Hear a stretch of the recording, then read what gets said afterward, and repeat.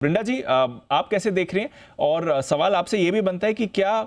Ahead of curve policy माना जाए इसे, क्योंकि पॉज तो आना ही था जो आप सब बात भी कर रहे थे, अब अभी कर लिया या एक हाइक के बाद करते, तो क्या एक अहेड ऑफ कर्व मूव आए गवर्नर साहब की तरफ से?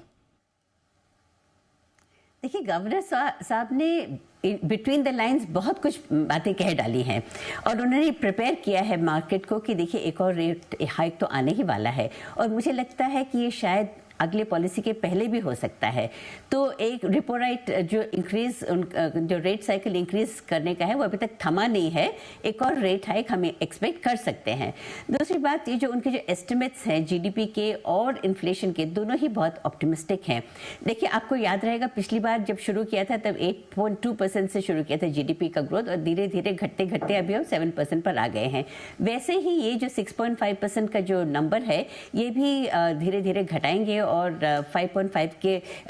क्लोज पे ये आएगा। सिमिलरली इन्फ्लेशन पे देखिए आरबीआई साहब ने बहुत कई बार इन्फ्लेशन को लेकर चिंता जताई है और मुझे लगता है कि इसको भी, क्योंकि कोर इन्फ्लेशन तो अभी तक स्टिकी है, 6% के आसपास बना हुआ है और फूड इन्फ्लेशन भी अभी काफ़ी एलिवेटेड है, तो इसीलिए ये सब रखते हुए आरबीआई और ऑयल प्राइसेस भी अगर इंक्रीज होंगे तो उसका भी इम्पैक्ट इन्फ्लेशन पे आएगा। तो इन्फ्लेशन को लेके जो कंसर्न्स है वो बनी हुई हैं, तो मुझे लगता है कि शायद गोइंग अलोंग इन्फ्लेशन के एस्टिमेट्स भी बढ़ेंगे। लेकिन मोस्ट इंपॉर्टेंट मुझे क्या लगता है कि अभी का जो फोकस रहेगा यहाँ से ऑनवर्ड्स, गवर्नर साहब का एक्सटर्नल सेक्टर पे बहुत फोकस रहेगा, क्योंकि देखिए रुपी को जो इंटरनेशनलाइज करने की जो स्टेप्स हैं और रुपी को